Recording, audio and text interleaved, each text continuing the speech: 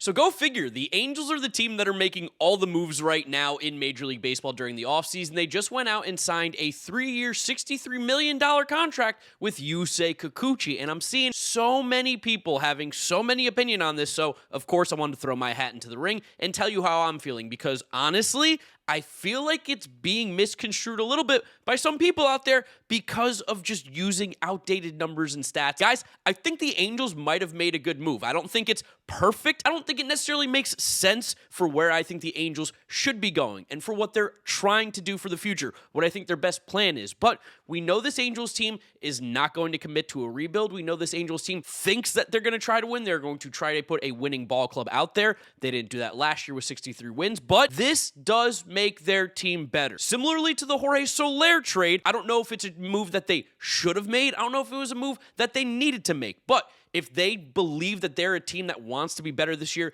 they think that they can build a roster, Yusei Kikuchi is going to help them. Let me tell you why. So I feel like the big thing with Kikuchi that's being talked about a lot is his numbers, his career stats more specifically. And to me, that's just nonsense. That doesn't make any sense. For his career, he has a 4.5 ERA. And I know last year, he finished with an ERA just around 4 at 4.05. You hear those numbers and you don't necessarily think the most out of him. You think Kikuchi's not necessarily that guy, someone that you don't want to give $20 million a year to. Well, there's a couple different reasons why those numbers don't matter, and you're going to give Kikuchi $20 million a year regardless. One, look at the contracts that have been given out in Major League Baseball to free agent pitchers, just to pitchers in general, over the last few years. It is almost impossible to sign good starting pitching for less than $17, $18 million.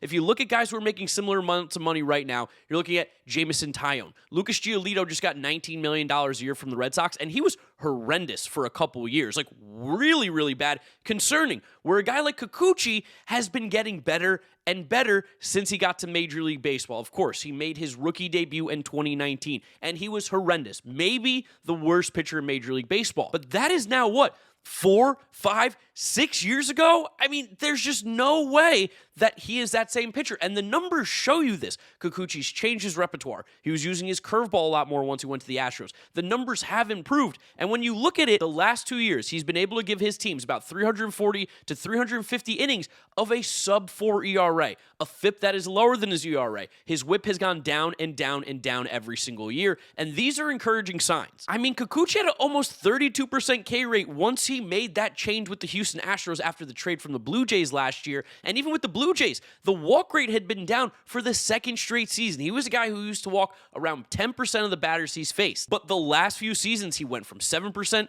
to 6%, and even technically with the Astros, he got below 6% with a nearly 32% K rate. Now, Kikuchi is a little bit older. He's going to be 34 years old basically next season. I think he turns 34 in June. So this isn't a young pitcher by any means, but the stuff and the improvements that he have made feel really sticky. This is a guy who in 2019, when he came into the league, was throwing his four-seamer an average of 92.5 miles an hour. Last year, he got up to 95.5 miles per hour on average on his four-seam fastball. And what do you know? The pitch was getting hit less. It was getting more swings and misses. It was getting more outs. It was a way more effective pitch. The last 2 seasons, he started using his curveball a lot more, and he started using it especially against right-handed batters. That was in a way because Kikuchi did struggle to get righties out at times because his changeup is not the greatest, even though it's improved over the last few years. It's not the nastiest of pitches, but Kikuchi did have a hard time putting away right-handed batters. So what did he do? He started using that curveball more against righties, and he used that slider almost exclusively against lefties in the second half of the season,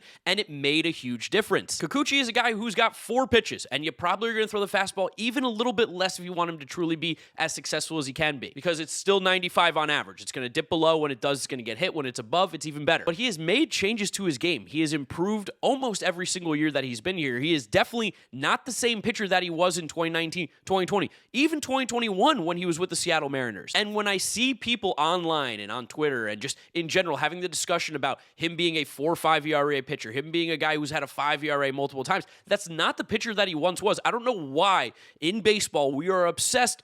I mean, I know why. it's narrative-based. It fits your narrative to use career stats in this example, but he is not the same pitcher that he was even 2 years ago. The last 2 seasons, 2023 he had a 3.86 ERA. He had a whip at 1.27, a FIP at 4.12. Like, that's a very solid pitcher. And right now, that solid pitcher gets paid $17 to $20 million a year. Again, look at the market, look at the players. Miles Michaelis is making $17 million. That guy legitimately stinks. Last year, he had a 4 ERA. He struggled with Toronto, but he was great with Houston. Like, there are improvements. He finished in 9th in the Cy Young voting this year, guys. This isn't a bad pitcher. This isn't a mid guy. And when you got him, I mean, the Blue Jays are a competent organization. I think it just didn't work out. But when you got him with the Houston Astros, who are one of the best organizations in terms of just pitching in general, here's what he was doing in strikeouts per game. 11, 8, 7, 12, 6, 6, 9, 8. There were only, 2 starts, I think, that he made with the Astros out of the 9 or 10 that he made where he had less than 6 strikeouts, and he was going almost 6 innings in every single one of these appearances. I think Yusei Kikuchi is a really good pitcher. I wanted him on the Mets really badly this offseason. I thought he would have been a great possible Sean Manaea, Luis Severino replacement in our rotation. Alas, he went to the Angels. I think this is a good move. I think they paid an appropriate amount of money. I think they got a pitcher who is going to help this team be better.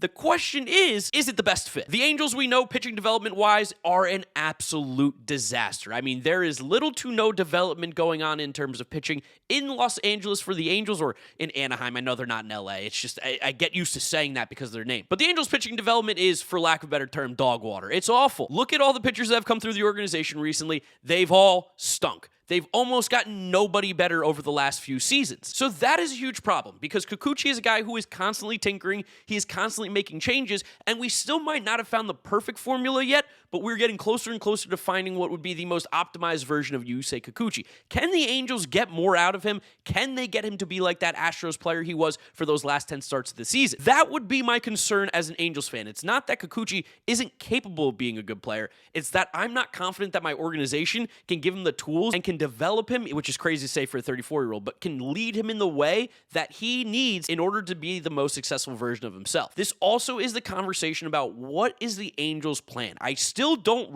I do understand what they're doing, but I don't understand it because this was a 63-win team. And while they have made some moves this offseason, they've been basically the most active team. They added Jorge Soler. They added Yusei Kikuchi. They went out and got Travis d'Arnaud to be a backup-ish catcher for Logan O'Hoppe. Kyle Hendricks and Kevin Newman, those are players. Those are major leaguers-ish that got added to the team. But right now, the way that this team is built, obviously, you need Mike Trout to be healthy. If Mike Trout's not healthy, this team can't go anywhere. But this team still has major holes, especially on the pitching side, and you can't really win any baseball games with an okay offense and bad pitching, which is kind of what the Angels have right now. They're still super far away. And I don't know what other moves they're going to make. It feels like a signal to me that they're going to be aggressive, but then are they going to start trading some of the prospects to go get older play? Like, what is their plan? Because the thing that terrifies me about the Los Angeles Angels right now is that Artie Moreno is a legitimate crazy person. As someone who had a legitimate crazy person as the owner of their team and someone who everyone hated, I know what it's like, Angels fans, but it's for different reasons. Like, Artie Moreno will spend money, but he spends it in all the wrong ways. I think Kikuchi is one of the right ways. I thought Jorge Soler was crazy, especially knowing that the Braves cut Griffin Canning. They just basically traded Jorge Soler to get rid of his money, and you guys took it. But you're not going to start trading the young talent that has been really encouraging in the minor leagues or even encouraging at the major league level for some veterans, are you? Because that would be a mistake. That would be such a mistake. And I see whispers around like maybe the Angels, could they be a sneaky contender? Absolutely not. There's no way. With this roster right now and even some minor improvements still, this team is not a contender. This is not a team that can win the AL West. This is not a team that should be sniffing the playoffs. They're improving their team. It's hard not to. They won 63 games last year. But I don't like the idea of where this plan could be going because to me, I'm terrified of them making trades. And that kind of feels like the most obvious way for them to improve, but at what cost? Like, this isn't a team that's ready to win. Nolan Schanuel, while he's a decent player, I don't think he is going to be your everyday major league first baseman on a successful team. Zach Neto's a dog. Logan O'Hoppe's a dog. I like Taylor Ward a lot. Are they going to trade Taylor Ward? But then why trade him if you're trying to kind of compete right now, which is what these moves show me, just to then get prospects for the rebuild? Like, I really can't. And maybe you Angels fans can help me in the comment section and lead me in the right way. Like, I like Caden Dana as a prospect. I don't necessarily think he's fully ready just yet, but the Angels fire guys through the system. Are you looking to trade a Caden Dana, a Christian Moore, a George Klassen, who was a really good pickup for them? Those are kind of the only prospects right now that are really worth anything. So can you even get enough with your prospects if you make moves for veterans to really improve this team? I don't see it. I don't see it at all. I don't understand the plan whatsoever, besides the fact that, like, it's obvious they're going to spend some money to try to improve this team.